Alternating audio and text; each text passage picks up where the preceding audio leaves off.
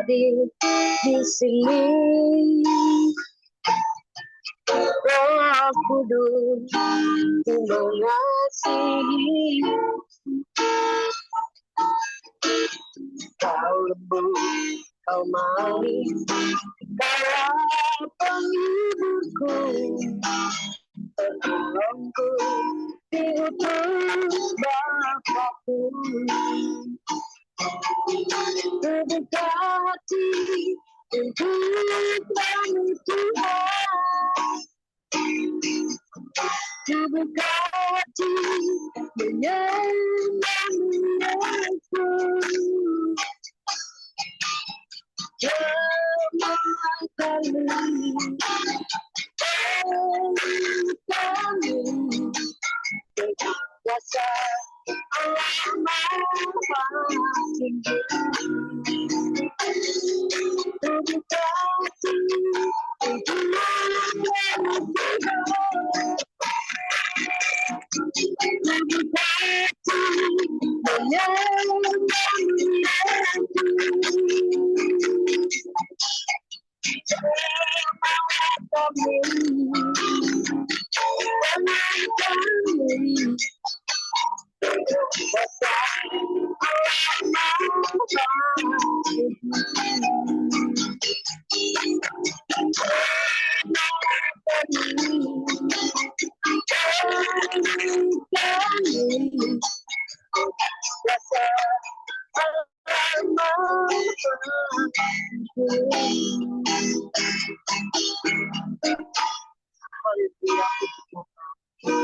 Ya, saya persilakan hambanya Pastor Bapak Liman Handoko, ya silakan Pak.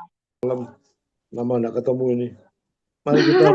Mari kita berdoa sebelum dengar firman Tuhan. Bapa di surga, terima kasih dan puji syukur malam ini Tuhan beri kesempatan sekali lagi kepada anak-Mu untuk bisa memberitakan kebenaran firman Tuhan. Roh Kudus, tolonglah hamba-Mu supaya apa kami sampaikan adalah kebenaran firman Tuhan yang betul-betul bersumber dari Alkitab.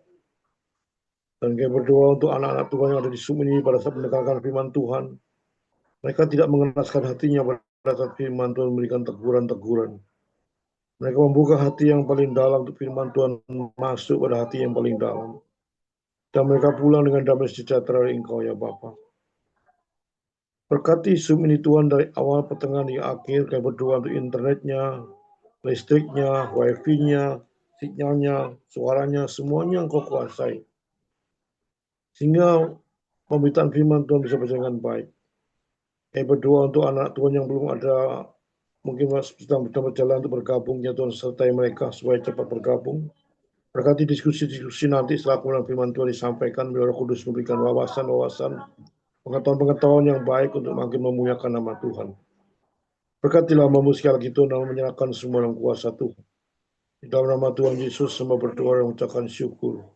Yang percaya katakan amin. Saudara, shalom.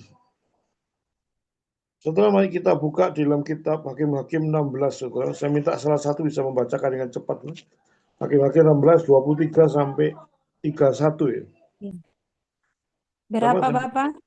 Hakim-Hakim 16, 23 sampai 31. Hakim-Hakim 16. 23 sampai 31. Hakim-Hakim pasal 16 ayat 23 sampai berapa Bapak? 31. 31. Hakim-Hakim 16 ayatnya yang ke-23 berakhir dengan ayatnya yang ke-31, katakan dengan topik Simon mati. Sesudah itu berkumpulan raja kota orang Filistin untuk mengadakan perayaan Korea. Diserahkan oleh Allah kita ke dalam tangan kita Simon musuh kita. Ayat 24. Dan ketika orang banyak melihat Simon, mereka memuji Allah sambil berseru, telah diserahkan oleh Allah kita ke dalam tangan kita musuh kita, perusak tanah kita dan yang membunuh banyak teman kita. Ayat 25, ketika hati mereka riang gembira, berkatalah mereka, panggillah Simon untuk melawak bagi kita. Simon Simpson. dipanggil, Simpson. Simpson dipanggil dari penjara, lalu ia melawak di depan mereka. Kemudian mereka menyuruh dia berdiri di antara tiang-tiang. Berkatalah Simpson kepada anak yang menuntun dia, lepaskanlah aku dan biarkanlah aku meraba-raba tiang-tiang penyangga rumah ini, supaya aku dapat bersandar padanya. Ayat 27, adapun gedung itu penuh dengan laki-laki dan perempuan. Segera raja kota Filistin ada di sana. Segala raja kota Filistin ada di sana, dan di atas soto ada kira-kira 3.000 orang laki-laki dan perempuan yang menonton lawak Simpson. Simpson itu. Ayat 28, berserulah Simpson kepada Tuhan, katanya, ya Tuhan Allah, ingatlah kiranya kepadaku dan buatlah aku kuat sehingga ini saja. Ya Allah, supaya dengan satu pembalasan juga kubalaskan kedua mataku itu kepada orang Filistin. Ayat 29, kemudian Simpson merangkul kedua tiang yang paling tengah penyangga rumah itu, lalu bertopang kepada tiang yang satu dengan tangan kanannya dan kepada tiang yang lain dengan tangan kirinya. Ayat 30, berkatalah Simpson, biarlah kiranya aku mati bersama-sama orang Filistin ini. Lalu bungkuklah ia sekuat-kuatnya. Maka rubuhlah rumah itu menimpa raja-raja kota itu dan seluruh orang banyak yang ada di dalamnya. Yang mati dibunuhnya pada waktu matinya itu lebih banyak daripada yang dibunuhnya pada waktu hidupnya. Ayat 31, sesudah itu datanglah ke sana saudara-saudaranya dan seluruh keluarganya.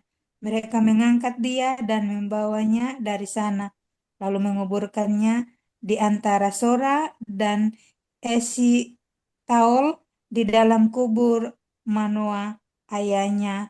Dia memerintah sebagai hakim atas orang Israel 20 tahun lamanya. Amin, puji Tuhan, saya kembalikan Pak. Terima kasih Bu atas pembacaan firman Tuhan. Saudara tahu akan kisah Simpson ya, saya cuma berkhotbah pada akhir hidup Simpson, tapi sekilas saya akan mencoba untuk menerangkan siapa si Simpson itu. Simpson adalah seorang nasir yang dipilih Allah menjadi hakim di Israel untuk melawan bangsa Filistin.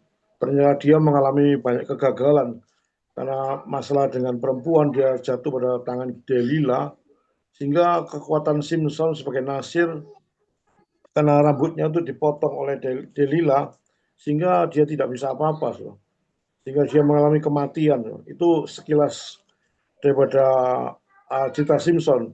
Dan saya malam ini berkhotbah akhir hidup Simpson, bagaimana dia seorang yang gagal. Digagal dalam arti dia sebagai seorang nasir sudah diutus oleh Tuhan, tapi dia melakukan sesuatu yang bertentangan dengan aturan-aturan Tuhan, sehingga dia mengalami hukuman-hukuman yang tidak enak, matanya dicungkil dan sebagainya. Sehingga pada ayat ini 23-31 dia mengalami kegagalan. Tapi kata kegagalan ini bahasa mengatakan Allah juga bisa memakai orang yang gagal menjadi alatnya. Nanti kita akan bahas kenapa Allah bisa memakai orang gagal, termasuk Simpson itu orang yang gagal. Saya katakan gagal karena dia tidak menurut aturan Tuhan. Sehingga apa yang dikehendaki Tuhan beda dengan apa yang dia perbuat itu.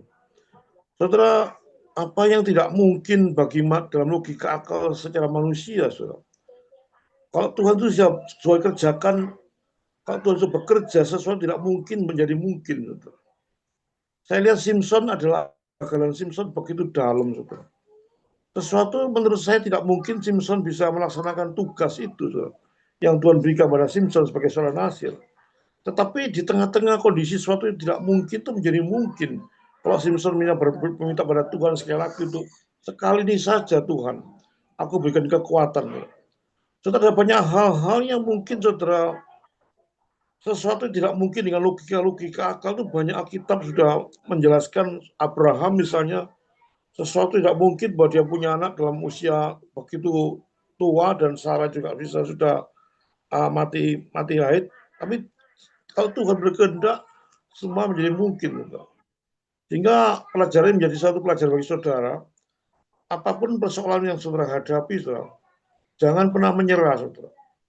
Karena Tuhan itu maha kuasa dan maha berdaulat dan maha bisa semuanya.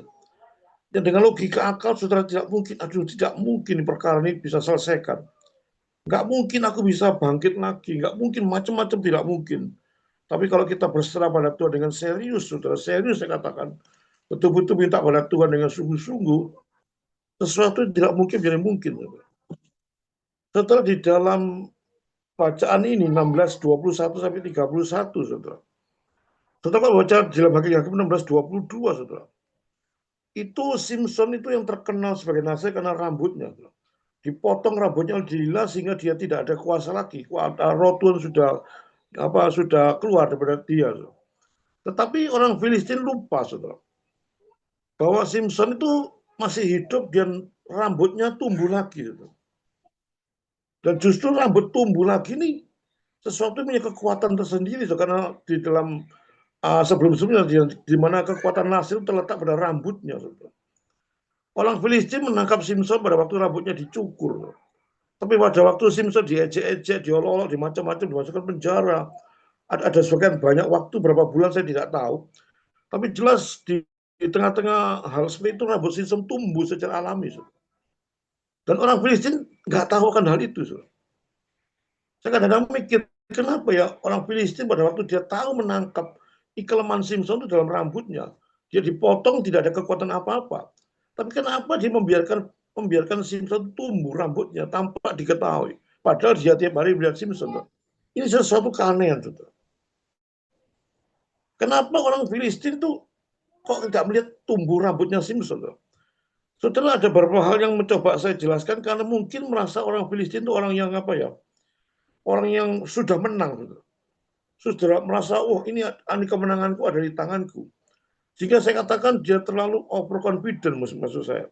Dia terlalu merasa hebat, merasa menang, merasa tidak pernah jatuh dan sebagainya sehingga itu kesombongan nampak. Saudara. Sehingga dia tidak memperhatikan daripada rambutnya Simpson. Saudara. Saudara, ini kita pelajaran bagi kita. Kita tarik satu persatu pelajaran apa yang kita ambil. Saudara. Kenapa orang Filistin itu tidak memperhatikan Simpson karena dia merasa menang. Dan ini bahayanya sekali seperti saudara dan saya kalau sudah merasa menang, saudara, merasa di atas angin. Itu saudara lupa segala-galanya. Saudara. Orang yang merasa tidak pernah berdosa, orang yang merasa ini aku paling hebat, aku bisa ini, bisa itu, bisa ini, bisa itu. Justru aku rasa orang yang paling bahaya, saudara. Saya kasih contoh, ada dua orang yang Tuhan Yesus berikan contoh, ada dua orang yang berdoa kepada Tuhan. Diumpamakan satu adalah orang Farisi, orang ahli Taurat, yang satu adalah orang pemungut cukai. Saudara. Pemungut cukai itu, orang Farisi itu berdoa kepada Tuhan dengan sesuatu keadaan yang sombong, merasa dia menang. Saudara. Tuhan, aku ini sudah memberikan perpuluhan loh. Aku sudah membantu orang. Aku sudah macam-macam diserahkan pada Tuhan seolah dia menjadi orang yang paling hebat. Loh. Paling saleh, paling suci. Ini aku sudah perpuluhan, sudah jalan. Memberikan orang tua, orang sakit aku tolong. Semuanya serba clear semuanya. Saudara. Di lain pihak, orang cukai itu berdoa pada Tuhan dengan satu keadaan yang begitu menyiksa. Dia mengatakan, aduh Tuhan, siapakah aku ini? Aku ini tidak ada apa-apanya, aku ini orang berdosa sekali. Aku ini orang pemungut cukai yang seringkali memeras orang. Seringkali menyakitkan Tuhan, tidak ada apa-apanya. Terus dia berdoa dengan satu tendensi bahwa dia orang lemah. Saudara. Yang tidak bisa apa-apa. Saudara. Dan dua orang diajukan oleh Tuhan Yesus. Saudara. Kalau dikatakan siapa yang dipuji oleh Tuhan Yesus? Saudara.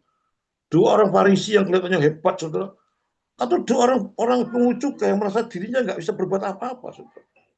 Yang dipuji oleh Tuhan justru orang yang pemungut cukai. Saudara, pada waktu saudara berdoa pada Tuhan, saudara satu pada saat memberikan firman Tuhan mengatakan, aku ini orang yang tidak berdosa. Aku ini berusaha semaksimal mungkin hidup menyenangkan Tuhan. Aku berbuat ini, berbuat itu, berbuat itu. Justru orang itu kerawan pada dosa, saudara. Karena merasa dia menang, saudara. Karena dia merasa hebat, sehingga dia membutuhkan Tuhan. Dan justru kita merasa lemah itu kita butuh Tuhan. Justru butuh Tuhan itu sesuatu yang kelihatannya jatuh tapi tidak pernah jatuh. Orang yang merasa hebat itu kelihatannya tidak pernah jatuh tapi jatuh dia. Itu memang satu logika yang nggak bisa dibantah. Merasa lemah sehingga kita butuh pada Tuhan. Tuhan tolong aku. Tolong aku, Tuhan akan menolong. Sehingga kita betul-betul kuat karena Tuhan. Saudara sadarkan, saudara, bahwa kalau saudara bisa berbuat baik, saudara tidak berdosa, hidup dengan baik, itu karena anugerah Tuhan, bukan karena kehebatan saudara saya. Karena kita itu manusia yang sudah berdosa, saudara. Tidak bisa berbuat apa-apa selain dosa dan dosa. Ketundungan pada dosa itu luar biasa sekali. Saudara. Jika kalau bisa berbuat baik, bersesuatu yang menyenangkan Tuhan, sadar bahwa itu karena anugerah Tuhan. Sehingga tidak ada kesombongan apapun saudara sampaikan pada waktu mendengarkan firman Tuhan. Atau dalam etika-etika, ini aku nih orang gini kok, aku nih bisa gini, sampai begini. Justru itu bahaya sekali. Justru kita mengatakan, katanya Paulus, apa yang aku pikirkan baik, muncul jahat. Saudara. Itu keadaan Paulus. Saudara. Dan dia merasa orang yang paling berdosa, dan semua orang berdosa itu dia paling berdosa. Bayangkan dia seorang rasul. Saudara. Dia katakan di antara semua manusia, aku adalah orang yang paling berdosa. Saudara, saya katakan berulang-ulang di waktu mendengarkan firman Tuhan. Saudara makin banyak belajar firman Tuhan, makin serius belajar firman Tuhan, makin sadar bahwa saudara tidak ada apa-apanya. Betul-betul tergantung mutlak pada Tuhan. Kalau tidak pernah belajar firman Tuhan, merasa dirinya paling hebat. Wah, aku bisa ini kok, bisa begini. Itu justru orang Filistin. Dia tahu rambutnya Simpson itu ada suatu kekuatan. Kenapa tidak memperhatikan rambutnya tumbuh? Umpamanya rambutnya tumbuh dicukur lagi sama orang Filistin, pasti Simpson tidak bisa bergerak apa-apa. Saudara, rencana Allah, saudara, untuk menghancurkan bangsa Filistin itu tidak pernah gagal. Saudara. Walaupun orang yang diutus itu kelihatannya gagal atau kalah. Saudara. Tuhan punya berjuta cara untuk mengatasi. Saudara. Di dalam sebelum saudara membaca Akib-Akib 16, banyak orang mengatakan Simpson gagal. Diberikan tugas oleh Tuhan membasmi orang Filistin, dia gagal. Tapi Tuhan tidak pernah gagal. Saudara. Inilah satu perbedaan di sudut pandang mana, saudara. Saudara, di dalam kegagalan yang paling buruk sekalipun, saudara, Allah itu hadir dan pekerjaan memulihkan saudara dan saya. Maka itu saudara jangan pernah merasa gagal, merasa nggak punya kekuatan apa-apa, merasa nggak punya apa-apa, saudara. Sehingga saudara tidak ada hope, saudara. Tidak ada pengharapan. Apapun kegagalan, saudara punya hope karena saudara punya Allah yang hidup, saudara. Jangan pernah merasa aku gagal, aku nggak bisa apa-apa. Nggak mungkin aku bisa bangkit lagi. Saudara, pada waktu kemarin saya berkhotbah di lapas, saudara, saya berkhotbah di lapas Nusa Kambangan 2-3 minggu yang lalu. Ada seorang tua umur 65 tahun, saudara, dia akan dihukum mati. Dia mengatakan, Pak Liman, aku tidak bisa apa-apa. Tidak ada pengharapan aku. Aku orang gagal sejak muda, umur 20 sampai sekarang, hukuman terus berjalan terus. Tapi sekarang nggak ada apa, saya bilang nggak pernah, nggak bisa. Saudara, walaupun saudara di atas kertas saudara dihukum mati, saya katakan nggak gagal. Saudara, kematian itu bukan hal yang terkutuk. Aku bilang sama orang itu. Kalau saudara menerima Yesus Kristus sebagai Tuhan dan Juru Selamat secara serius, sungguh-sungguh serius saudara percaya pada Tuhan, kematian itu bukan jembatan untuk menuju ke kekekalan. Bukan saya katakan saya berani mati, enggak. Berarti kematian itu bukan segala-galanya, bukan terkutuk, bukan merasa tidak ada harapan. Sebelum saudara meninggal dunia, sebelum hukuman mati terjadi pada saudara, saudara terima Yesus Kristus, aku bilang gitu. Sungguh-sungguh terima Yesus Kristus secara serius. Tuhan tidak melihat cara matinya, tapi bagaimana cara hidup saudara sebelum saudara mati. Jadi kalau saudara gagal apapun, jangan pernah merasa minder, jangan merasa, aduh aku ini orang nggak bisa apa-apa. Aku orang berdosa luar biasa, jangan. Itu ada pekerjaan setan. Saudara, di mana orang Filistin tidak memperhitungkan apa tumbuh rambutnya, saudara. Apa Jabal Simpson, saudara. Saudara, di dalam ada satu kata-kata yang cukup baik, saudara, dalam seorang teolog yang saya kutip, saudara. Seseorang Kristen itu bukan orang yang sempurna, saudara. Tidak ada satupun orang sempurna di dunia ini. Termasuk tokoh-tokoh Alkitab, selain pada Tuhan Yesus Kristus satu-satunya orang yang sempurna. Coba saya perlihatkan di mana orang tidak pernah berdosa. Semua Alkitab dari Perjanjian Lama dan Perjanjian Baru, tokoh-tokoh Alkitab yang sebesar Musa, sebesar Abraham, Yakub, semua adalah manusia bisa jatuh pada dosa. Tidak ada manusia yang sempurna. Sehingga ada satu teologi provok. Itu teologi yang menyesatkan banyak orang. Merasakan saudara sudah terima Yesus, tidak, saudara tidak pernah berdosa lagi. Itu justru membahayakan. Justru kita ini betul-betul berkenan dengan Tuhan. Secara jujur kita memang sudah dihapuskan dosa kita. Tapi secara de facto bahwa kita masih hidup di dunia, saya katakan bisa, bukan harusnya. Bisa jatuh dosa. Tapi itulah ada satu pengampunan. Jadi orang Kristen itu adalah bukanlah orang yang sempurna, tapi melainkan seorang yang telah diampuni. Itulah nikmatnya kita terima Yesus Kristus. Bukan berarti kita diampuni, kita berdosa seenak sendiri, enggak, saudara. Betul-betul karena kita sudah tahu bahwa kita ini manusia berdosa, saudara. Dan begitu berdosanya saya katakan semua orang yang di lapas itu, Bapak walaupun dosanya merah seperti kemisi, kalau minta ampun pada Tuhan dengan serius, sangat serius, akan menjadi putih seperti salju. Ini satu keadaan manusia, saudara, seperti itu, saudara. Walaupun Anda gagal, saudara, tapi tetap Allah bisa memakai saudara dan saya. Saudara, kalau baca dalam kitab Ibrani 11, saudara, secara menyeluruh, itu orang yang semuanya orang yang masalah. Saudara. Semuanya orang yang secara serius, betul-betul orang yang berdosa sekali, tapi Allah pulihkan dan dipakai sebagai alatnya. Musa, Abraham, Yakub, ada di Ibrani semua. Saudara. Dan pada Yohanes 1 ayat 1:9, saudara. Orang Kristen yang tumbuh imannya, saudara. Bukanlah orang Kristen yang tidak pernah gagal, saudara. Siapa yang tidak pernah gagal, saya yakin semua orang pasti mengalami kegagalan. Ada tidak naik kelas, ada tidak punya uang, macam-macam. Kegagalan bukan berarti hal yang aneh-aneh, tapi saudara pasti pernah gagal. Melainkan orang yang belajar menerima pemulihan Allah atas kegagalannya. Saudara mengalami kegagalan dalam bisnisnya, saudara teliti betul-betul kenapa saya gagal. Bukan saudara merasa, aduh gagal, nggak mungkin bisa bisnis lagi. Saudara bisnis-bisnis yang terkenal itu saudara jatuh berapa kali, saudara. Dan saya alami sendiri, saudara. Kalau orang bisnis jatuh sudah tidak bisa berbuat apa-apa, give up, saya yakin saudara tidak pernah menjadi seorang pengusaha yang ampuh, saudara. Justru kegagalan itu ya membuat saudara banyak belajar. Dan pada waktu saudara gagal, saudara mengalami masalah, jangan pernah menyalahkan Tuhan. Introspeksi pada diri saudara secara serius, saudara. Kenapa saya bisnis gagal? Ada satu apakah? Pemasarannya kurangkah? Kualitasnya kurangkah? Keuangannya kurangkah? Macam-macam diteliti, diperbaiki. Itu kita memberikan pemulihan, saudara. Memang kadang-kadang Allah itu harus melucuti segala sesuatu yang menghalangi kita untuk percaya. Proses Allah itu bisa sangat menyakitkan. Saya pada waktu terima Yesus Kristus secara serius, saya proses oleh Tuhan dengan begitu luar biasa tidak enaknya. Tapi dalam ketidakenakan itu, saudara, saya betul-betul mengalami proses kehancuran. Tapi saya yakin setelah beberapa tahun saya menyadari bahwa proses itu membawa kita bangun, membawa kita dekat pada Tuhan. Bukan turun. Itu kadang-kadang kalau kita sudah tahu, saudara, coba kita perhatikan bahwa Allah itu setia dan adil, saudara. Pada waktu sudah mengalami keberdosaan, saudara, saya minta ampun pada Tuhan, Tuhan pasti mengampuni. Berapa kali diampuni, berapa kali pun diampuni. Tapi juga saudara lihat, juga hanya pengampunannya saudara perhatikan, tapi juga Allah yang setia dan adil. Adil itu berarti satu hajaran muncul pada saat saudara melakukan berdosa. Tidak mungkin Allah memberikan pengampunan tanpa keadilan, saudara. Pada waktu Pak Liman mengalami satu keberdosaan, ada satu kesalahan kepada diri saya. Pada waktu saya minta ampun pada Tuhan, Tuhan pasti mengampuni. Tapi efek daripada dosa itu betul-betul ditanggung, ada tanggung jawab kita. Dan itu tidak enak, saudara. Kalau Tuhan sudah menghajar kita, sesuatu yang tidak enak sekali, saudara. Kalau dipukul Tuhan itu sesuatu yang menyakitkan. Kalau saya dipukul Pak Joko pun mungkin 1-2 hari kita sembuh.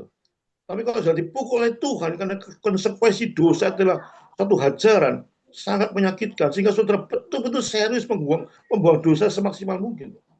Tapi kita de facto setelah manusia kita kadang-kadang nggak sadar kita jatuh pada dosa. Bukan menjatuhkan. Ya. Nggak ada orang yang menjatuhkan. Kita kadang nggak tahu apa-apa. Kita di jalan aja diserempet orang. Kita lupa. Meso, karuan apa, marah, itu satu dosa. Itu yang maksud bahwa kita ini nggak kebal.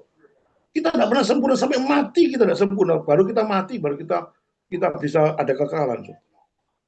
Oke, betul-betul belajar pada Simpson. Simpson itu berdoa kepada Tuhan.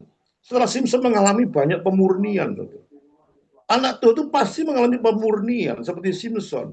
Pada waktu Simpson mengalami keberdosaan, dia efek pada dosa Simpson. Simpson diolok-olok, diejek-ejek.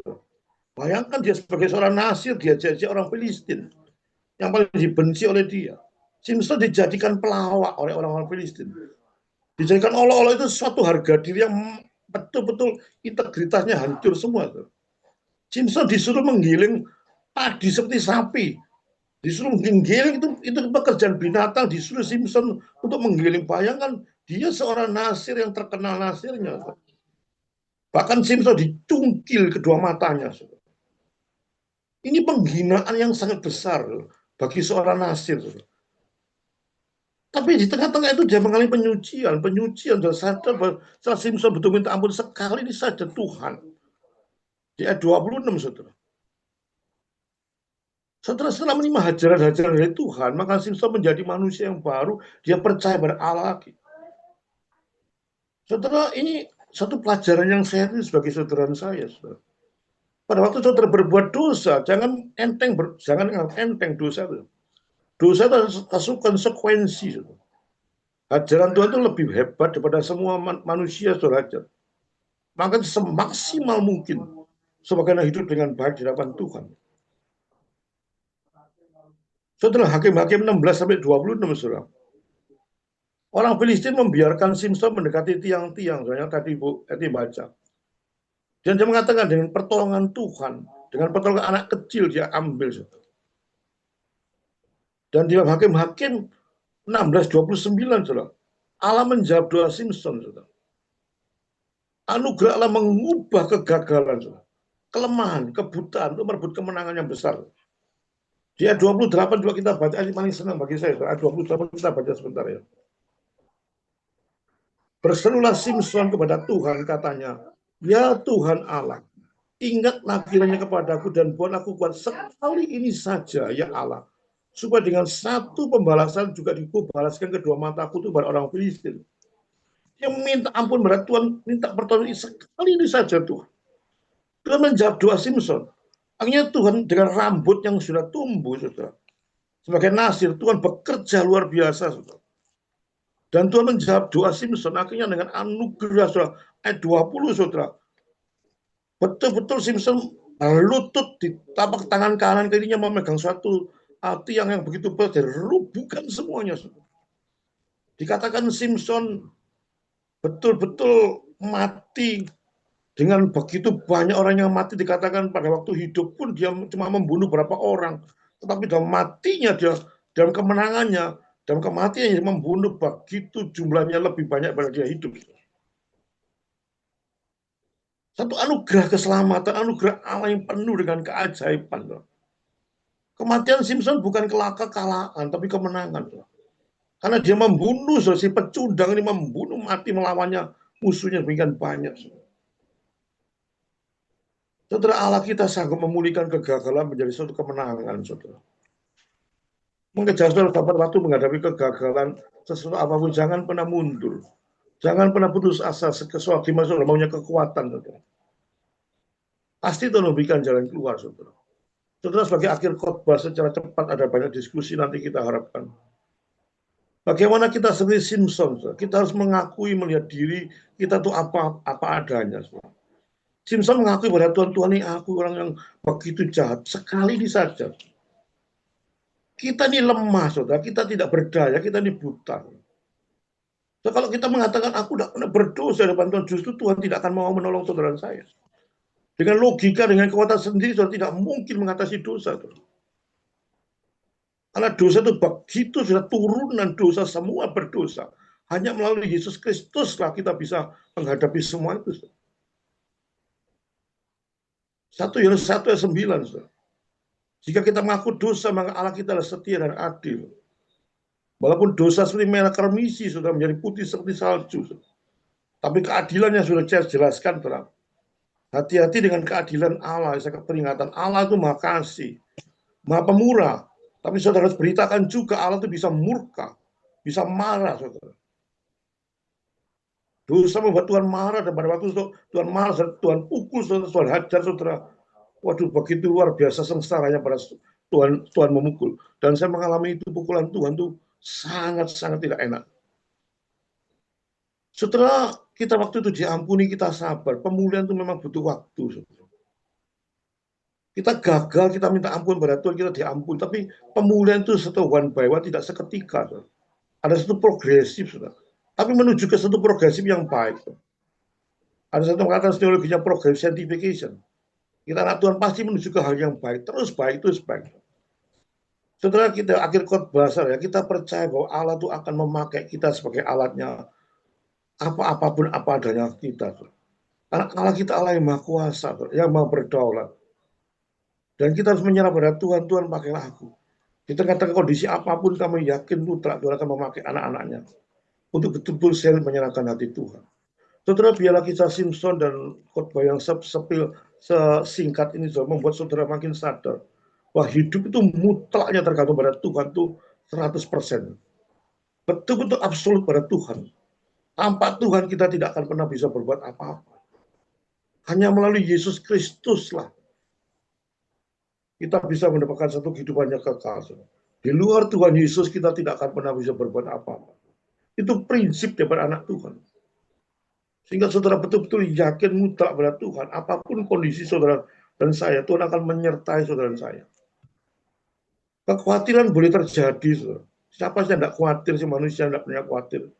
Dengan demo-demo demikian, ada banyak rekan bisnis, aduh bagaimana nih bisnisnya. Bagaimana kacau sih. Saya betul, memang ada kekhawatiran. Tapi kalau jangan berlebihan. Semua kejadian ini semua ada satu kontrol Tuhan. Tidak mungkin di luar kontrol Tuhan.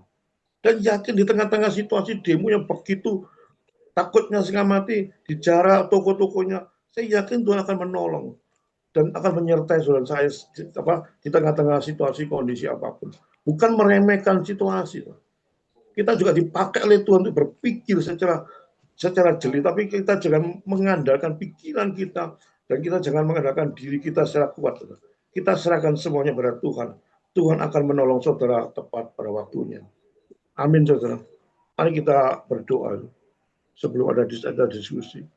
Tuhan, terima kasih dan puji syukur kami bisa memberitakan bagaimana Simpson di tengah-tengah kegagalan. Dia terus berdoa pada Tuhan, minta pertolongan Tuhan. Tuhan akan memberikan jalan keluar yang terbaik.